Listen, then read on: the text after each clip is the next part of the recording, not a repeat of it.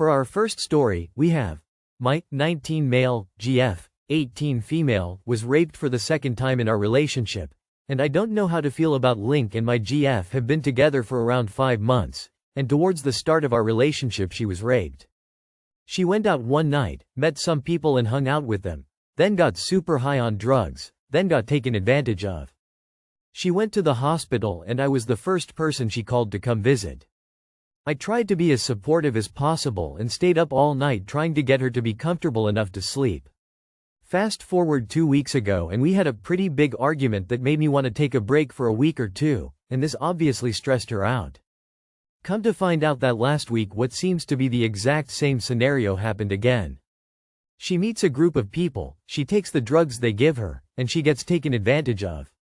I want to be supportive, but I'm also mad at her for getting herself in the same situation, not saying it's her fault it happened. I'm mad at how self-destructive she is when she's put under stress, and how she takes whatever drugs she can get her hands on during those times. Typically she only smokes weed. I feel like an asshole being angry at her during a time like this, but I don't know if I can continue this relationship if this is how self-destructive she is. Basically, I don't know how to approach this situation. I don't know whether to feel angry or supportive or what. I've already felt like an asshole by asking questions about the night it happened. I'm sorry if this comes off as insensitive. I'm making this post so I know how not to come off that way to her. How do I handle this? That's the end of our first post. Let's see what the commenters had to say. Our first commenter says, 2 things can be true. Rape is not her fault. And she also makes shitty decisions. As someone else said, it's destructive behavior. Do what's best for you. That sounds like ending the relationship. Our second commenter says, you're only 19, mate. Get out of this relationship.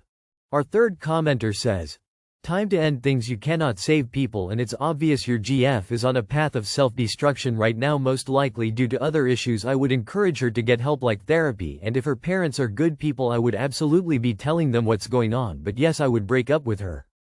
For our second story, we have I've, 28 female, been faking most orgasms with my husband, 31 male, for years and now it's causing Link, 28 female, been faking most orgasms with my husband, 31 male.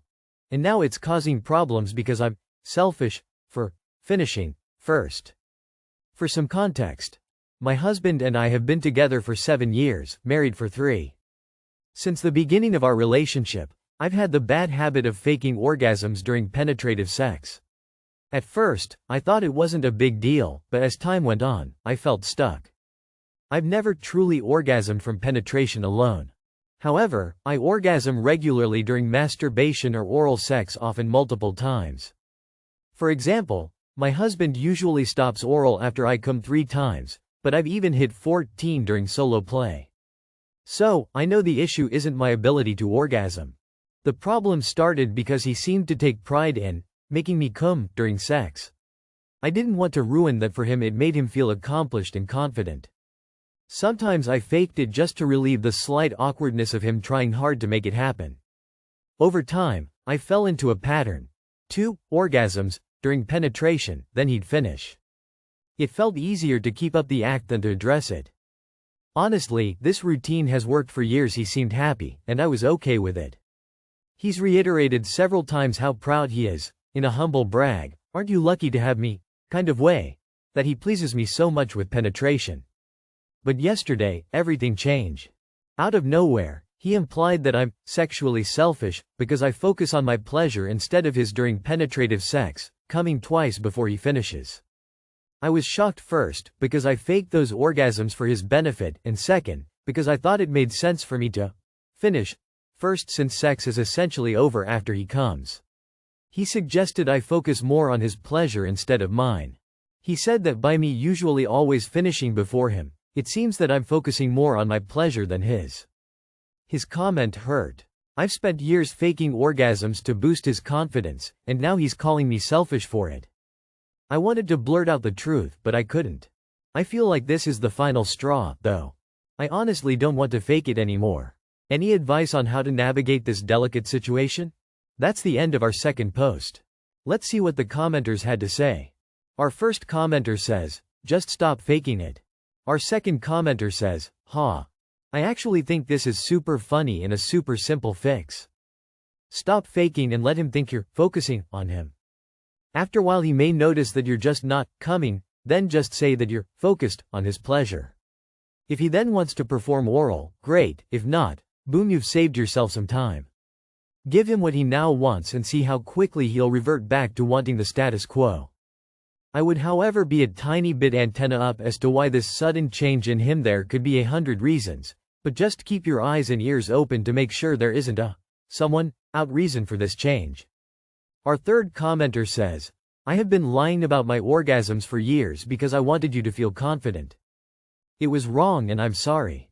For our last story, we have, my husband 30 male doesn't like my 30 female new glasses and now he's avoiding link. The title says, I just got new glasses. They are slightly oversized, muted pink, square frames. They are a bit bold, but they complement my skin tone and my eye color and they make me feel happy and confident when I have them on. My husband, who sometimes dislikes my style choices, came home from work today, took one look at me and has been avoiding me all afternoon. He will barely even make eye contact with me. It's like I've gotten major surgery or a bad face tat and he's too uncomfortable to interact with me. This is not the first time he's acted like this either. He did this once when I bought a pair of black cowboy boots.